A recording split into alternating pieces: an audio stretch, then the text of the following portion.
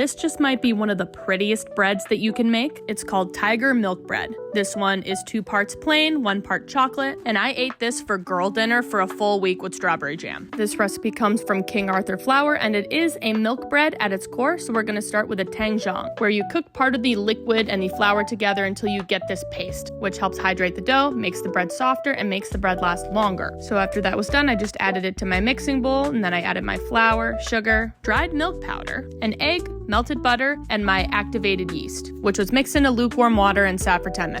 So here I'm measuring out black onyx cocoa powder. I wanted that really dark chocolate color. And on today's episode of I Can't Read, the chocolate chips were not supposed to go into the paste. They were supposed to go into the dough. My bad. Anyways, just look at how smooth that dough was after mixing. At this point, I put it on the table and then divided it into 3 pieces.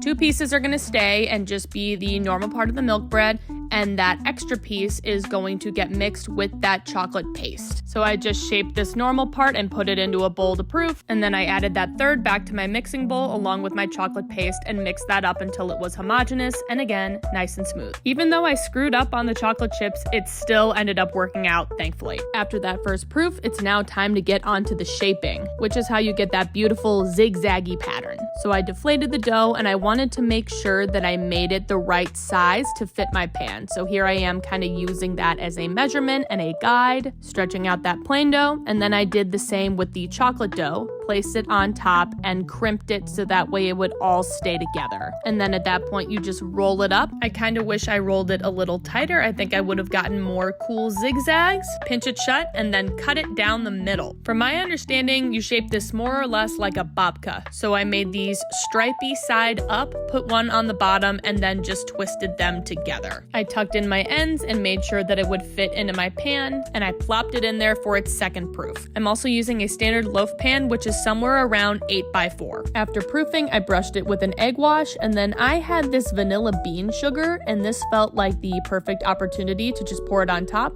and then I baked. They do theirs more in a Pullman pan with a lid, but since mine did not have one, I got to keep that beautiful swirl on the top, and just look at that cross section. This was delicious. Again, I ate off of this all week. Sometimes I toasted it up with a little butter, and I ate it all the time with my homemade strawberry jam from the summer. I love breads like this because they're sweet, but not too sweet like dessert, and I will be making this again. Comment below what other breads you'd like to see me make.